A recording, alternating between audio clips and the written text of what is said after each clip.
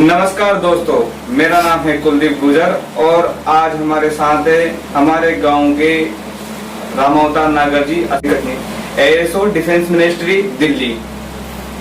वैसे तो गांव में काफी सारे सरकारी कर्मचारी हैं, परंतु ऐसे विरले ही व्यक्ति हैं जो बहुमुखी प्रतिभा के धनी हैं। तो रामावतार नागर जी राष्ट्रीय स्तर के बहुत बड़े कवि हैं और हाल फिलहाल में अमिताभ बच्चन द्वारा दिए गए नोटिस के कारण चर्चा में बने हुए हैं। तो आइए उनसे अपने गांव के बारे में, देश के बारे में कुछ खुल करके चर्चा करते हैं। बहुत शुक्रिया, थैंक यू कुलदीप जी। हाँ रामावतार जी, जैसा कि हम देख रहे हैं कि अपने गांव करवल के अंदर बहुत से प्रवासी मजदूर माइग्रेट होकर के बाहर से आए, कोई जयपुर से आया, कोई दिल्ली से आया, कोई हैदराबाद से आया और अब इनके लिए गांव में यहाँ पर रोजगार के कोई भी अवसर उपलब्ध नहीं है। आप तो काफी जगह पर बाहर घूमते रहते हो। बिल्कुल बिल्कुल। तो आप क्या देखते हैं इसके बारे में? दरअसल जो ये हमारी समस्या रही है कि हमारे यहाँ के गांव का मजदूर क्यों शहर की तरफ माइग्रेट होता है। कहीं न कहीं यहाँ पे रोजगार के अवसरों की कमी है, कहीं न कहीं सुविधाओं का अभाव होता है, इसलिए वो शहर की तरफ माइग्रेट होता है। लेकिन कोरोना ने जिस तरह दुश्वारियां पैदा की है, कहीं न कहीं सारे मजदूर रिवर्स माइग्रेट हो रहे हैं और रिवर्स माइग्रेशन के दौरान जो आपने सड़कों पे जो भयावह और हृदय विदारक जो दृश्य देखे होंगे, कहीं न कहीं आपको झकझोर देते हैं। तो जो ग्राम पंचायत स्तर पर सरकार द्वारा इस पर ध्यान देने की काफी दरकार है। जैसे कि आत्मनिर्भर भारत की तरफ हमें बढ़ना है। एपीजे अब्दुल कलाम ने बहुत पहले एक सपना देखा था जिससे पूरा मॉडल कहते हैं, provision of urban rural amenities in rural areas. उसकी तरफ भी ध्यान देने की दरकार है, स्मार्ट विलेजेस की तरफ ध्यान देने की दरकार है और यहाँ पर हमें रोजगार के अवसर पैदा करने पड़ेंगे।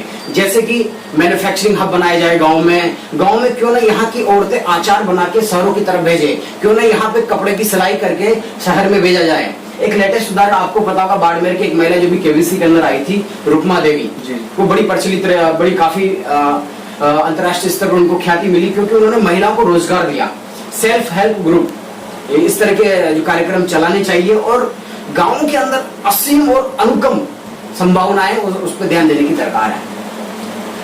परंतु देखा ये जाता है कि जैसे कि कोई व्यक्ति अगर आगे बढ़ना चाहता है, जैसे कोई महिला आगे बढ़ना चाहती है, कोई किसान आगे बढ़ना चाहता है, तो वो सरकारी योजनाएं जो फॉर्म वगैरह भरता है तो उसको समय समय पर सरकारी सहायता नहीं मिलती है। बिल्कुल। तो देखो, दरअसल इसके पीछे सबसे बड़ा कारण है लैक ऑफ अवेयरनेस, जागरूकता की कमी है और कहीं न कहीं जो दूसरा सबसे बड़ा कारण है करप्शन, जो भ्रष्टाचार है हमारे वातावरण के अंदर रोम रोम में और नस नस में समावेशित हो गया है। तो सबसे पहले सरकारी योजनाओं का आखिर पायदान तक लाभ कैसे पहुंचे, इसके लिए अवेयरनेस फैलाई जाए और लोगों को जागरूक किया जाए। और कहीं न कहीं एक इसके पीछे जो रीजन है लैक ऑफ लिटरेसी, साक्षरता की कमी है। तो आप जैसे युवा शक्ति है उसके माध्यम से ऐसे लोगों की मदद की जाए, ऐसे शिविर लगाए जाए और उसके बारे में बताया जाए। और हालांकि लोग बताते रहते हैं लेकिन कहीं ना कहीं काम करने के पीछे जरूरत है। आपने ये बहुत अच्छी बात बताई। हम युवा शक्ति के माध्यम से अभी रिलायंस फाउंडेशन की सहायता से कुछ गाँव के अंदर बहुत बढ़िया महिला सशक्तिकरण, किसानों के विकास के लिए ड्रिप इरिगेशन सिस्टम और मिनी स्प्रिंकलर वगैरह, और ग्राम पंचायत में राज्य स्तर और राष्ट्रीय स्तर की जो योजनाएं उनको शामिल करवाने का प्रयास कर रहे हैं। बहुत बढ़िया। देखो, मैं सबसे पहले ये कहना चाहता हूँ कि करवर के अंदर कुलदीप गुजर जिन्होंने युवा शक्ति एक कदम निर्माण की ओर एक ऐसा ग्रुप बनाया जिससे कहीं न कहीं लोगों को एक मोटिवेशन मिल रहा है, एक प्रोत्साहन मिल रहा है कि गांव के लिए बहुत कुछ किया जा सकता है। सरकारी योजनाओं की ऑडिटिंग की जा सकती है, कहाँ पर विकास की कमी है, कहाँ लाइट की कमी है, कहाँ सड़कों की कमी है। एक सारे मुद्दों को एक प्लेटफॉर्म दिया है आप लोगों ने, इसके लिए आपको तहे दिल से इस्तकबाल है। और सबसे पहली बात ये कहना चाहता हूँ कि चीन, आज मैं चाइना को थोड़ा समावेशित कर देता हूँ। अभी वर्तमान समय में लद्दाख जो एरिया है वहाँ पर पैंगोंग झील पड़ती है, वहाँ पे हमारी तरफ आंखें तरेर रहा है वो। तो चीन को इस बात को समझना चाहिए कि हिंदुस्तान की 65% आबादी युवा है और चीन के इसके विपरीत है, वहाँ पे 35% यूथ है। तो हमारे पास डेमोग्राफिक डिविडेंड है, जननांकीय लाभांश है, उसका फायदा हमें लेना पड़ेगा। और यूथ अगर गाँव में, अगर जैसे कि अभी कुलदीप जी चर्चा कर रहे थे कि गाँव के अंदर एम्प्लॉयमेंट की कमी है, तो सबसे पहला जो एम्प्लॉयमेंट की कमी है तो इसके लिए हमें क्या करना पड़ेगा, वही बात, आत्मनिर्भर बनना पड़ेगा। हमें गांव में ऐसे प्रोडक्ट लॉन्च करने पड़ेंगे कि हमें शहर की तरफ देखने की जरूरत नहीं है। आप ऑनलाइन, आपने देखा होगा ऑनलाइन गोबर बिक रहा है, कंडे बिक रहे हैं, ऑनलाइन घी बेच सकते हो आप। और अभी जिस स्टूडियो में हम इंटरव्यू ले रहे हैं, जिसमें साक्षात कर रहे हैं, कहीं ये चीजें शहरों के अंदर देखने को मिलती है। कप पे आप नेम प्रिंट करवाते हो, फोटो प्रिंट करवाते हो, तो करवर के अंदर एक प्लेटफॉर्म मिल रहा है। तो ऐसे रोजगार की असीम संभावना है, उन्हें बस खोजने की हमें जरूरत है और दरकार है। आप क्यों ना हॉर्टिकल्चर करते हो, क्यों ना आप फार्मिंग करते हो, क्यों ना आप डेयरी प्लांट की तरफ बढ़ते हो, हजारों संभावना है, बस उसे खोजने की जरूरत है। आप देश में काफी जगहों पर घूमे हुए हो। आपने कन्याकुमारी से लेकर जम्मू कश्मीर तक पूरा भारत देखा हुआ है आपने। तो आपको अपनी ग्राम पंचायत करवर से क्या उम्मीदें हैं, क्या अपेक्षाएं हैं कि हम ग्राम पंचायत करवर में ये कार्यक्रम करके यहाँ के युवाओं को, यहाँ की जनता को ये चीजें हम उपलब्ध करवा सकते हैं? सबसे पहले तो करवर की सभी जनता को मेरा तहे दिल से इस्तकबाल और अभिनंदन की इतना सशक्त व्यक्ति आपने सरपंच के लिए चुना है। नीरज जी जो सरपंच पति और उनकी पत्नी दीपकला नागर को बहुत बहुत शुभकामनाएं। नीरज जी धरातल पर काम कर रहे हैं, गरीबों के लिए योजना पहुंचाने के लिए, राशन कैसे पहुंचे, कहाँ पे नरेगा में, कहाँ पे किसका नाम नहीं जुड़ रहा, जॉब कार्ड बनवा रहे हैं, तो बिल्कुल मुसलसल तरीके से लग रहे हैं। तो नीरज जी काम कर रहे हैं और कहीं ना कहीं अगर कमी है तो आप उनको टोक सकते हो, ये आपका अधिकार है। आपके हुकूक दिए हैं भारत सरकार ने, जो पंचायती राज व्यवस्था है उसके अंदर आपको हुकूक दिए हैं। आप नीरज जी को कह सकते हो कि यहाँ पे कमी है, इसको कराया जाए। सबसे पहले एक बड़ी कमी मुझे लगती है करवर में, एक यहाँ पर खेल परिसर के लिए जो फील्ड है वो होना चाहिए, क्योंकि जो यूथ है हमारे, जैसे कि मैं शेखावाटी के अंदर, मारवाड़ रीजन के अंदर भी बहुत मैंने समय व्यतीत किया है, तो वहाँ के यूथ सुबह सुबह 4 बजे उठ के रनिंग करने जाते हैं। आप भरतपुर की तरफ चले जाइए, लेकिन करवर के अंदर ऐसा वातावरण देखने को नहीं मिलता। आप फिटनेस बढ़ाइए, और सबसे बड़ी फिटनेस रहेगी तो आपकी इम्यूनिटी पावर अच्छी रहेगी और कोरोना आपके आसपास में नहीं भटकेगा। इसलिए फिटनेस के प्रति सरपंच जी को खेल निर्माण करने, खेल के लिए कुछ कदम उठाने चाहिए, मैदान के लिए जगह ढूंढनी चाहिए। तो करवर ग्राम पंचायत की हम बात कर रहे थे कि कैसे यहाँ का विकास किया जाए। तो सबसे पहली वे जो जिम्मेदारी यहाँ की जो प्रथम नागरिक है सरपंच की है, दूसरी जिम्मेदारी हम सभी नागरिकों की है। मुझे डॉक्टर बालकवि बैरागी जी जो बहुत बड़े सांसद भी रहे कांग्रेस पार्टी से 6-7 बारी और राष्ट्रीय कवि भी रहे, उनकी पंक्तियां याद आ रही है कि हाँ, कि एक दिन मैंने सूर्य से जरा सा यूं कहा, आपके साम्राज्य में इतना अंधेरा क्यों रहा, तम तमाकर वो दहाड़ा, भला अकेला मैं क्या करूं, तुम निकम्मों के लिए भला मैं कब तक मरूं। आकाश की आराधना के चक्करों में मत पड़ो, संग्राम यह घनघोर है, कुछ तुम लड़ो कुछ मैं लड़ो, कुछ तुम लड़ो कुछ मैं लड़ो। तो हमें सबको जो लड़ाई लड़नी पड़ेगी, कहाँ पे सैनिटाइजेशन की कमी है, कहाँ पे सिविल लाइन फट रही है, कहाँ पे क्या है, तमाम सारे मुद्दे हम उठा सकते हैं इस चीज को।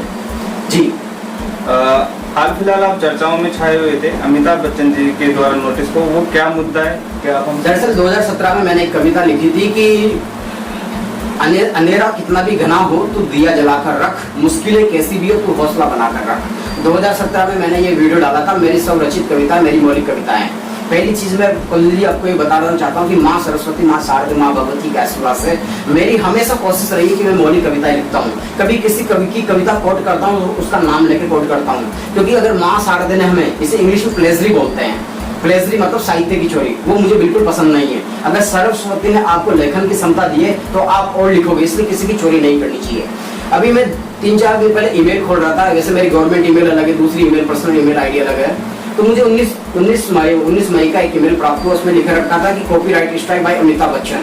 तो मुझे बड़ा एक धक्का सा लगा कि यार कौन से वीडियो पे मेरी कॉपीराइट स्ट्राइक होगी। तो मैंने देखा वो कविता मेरे पास लिखी हुई नहीं है, डायरी के अंदर लिखी है, सारी डायरी मेरी दिल्ली में पड़ी हुई है।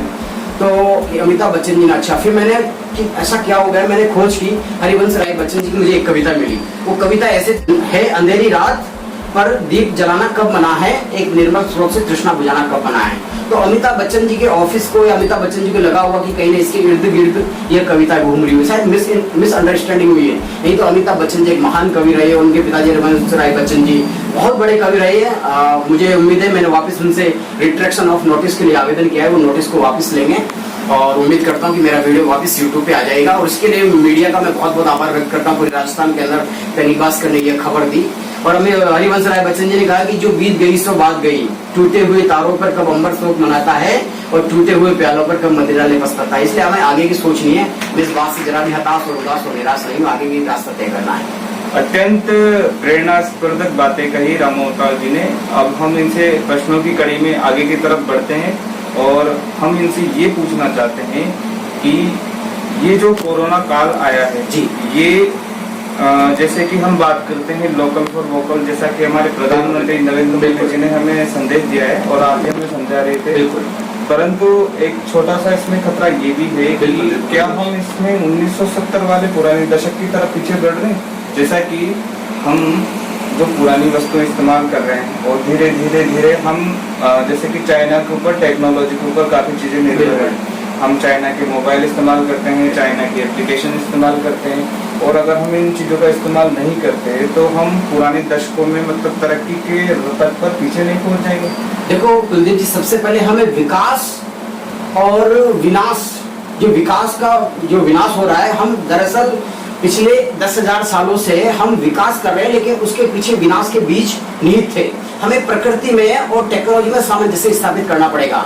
हम जिस तरह से प्राकृतिक संसाधनों का दोहन कर रहे हैं, हमने प्रकृति से क्या क्या दोहन नहीं किया। हमने पूरे जंगल थे वो खत्म कर दिए, जंगल में शहर आ गए और शहर की तरफ जंगल चले गए, हमने सारा सामंजस्य बिगाड़ दिया है। आज आपने कोरोना में देखा होगा कि मॉल के अंदर, नोएडा में मॉल में, गुरुग्राम में मॉल में एक हिरण खेल रहे हैं, अब वहां पर बाघ नजर आ रहे हैं, तो हमने उनकी जगह को कैप्चर कर लिया था। तो कोरोना ने एक संदेश दिया, एक पैगाम दिया है कि तुम विकास करो लेकिन प्रकृति के साथ सामंजस्य स्थापित करके करो। ये हमें संदेश दिया है कोरोना ने बहुत बड़ा। और दूसरी चीज, हम अपने परिवार को भूल गए थे टेक्नोलॉजी के मार्फत। हम दिन भर मोबाइल के अंदर, सोशल मीडिया पे ही काफी मशगूल रहते थे, मसरूफ रहते थे। आज परिवार के साथ हम समय बिता रहे हैं।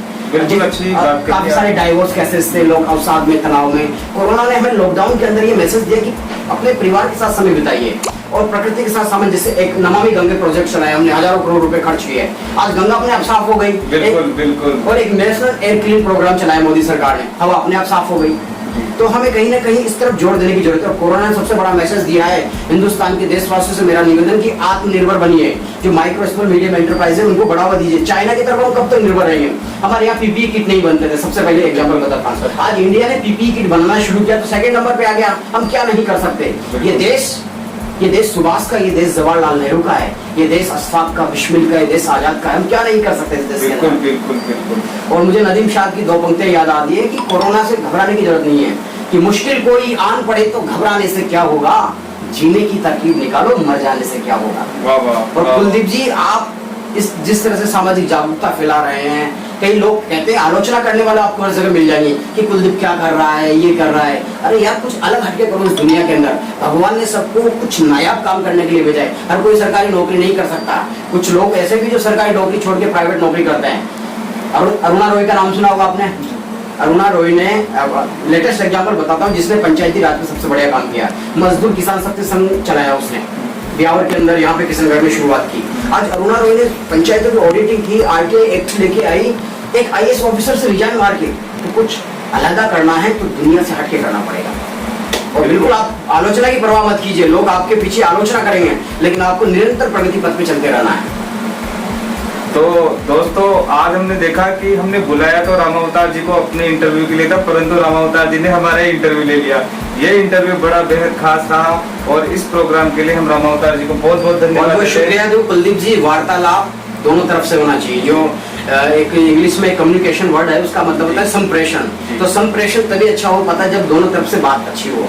दूसरी बात, लास्ट में यही कह के विदा लेता हूँ कि जो शख्स ऊंचाइयों को झांक रहा है वही आसमान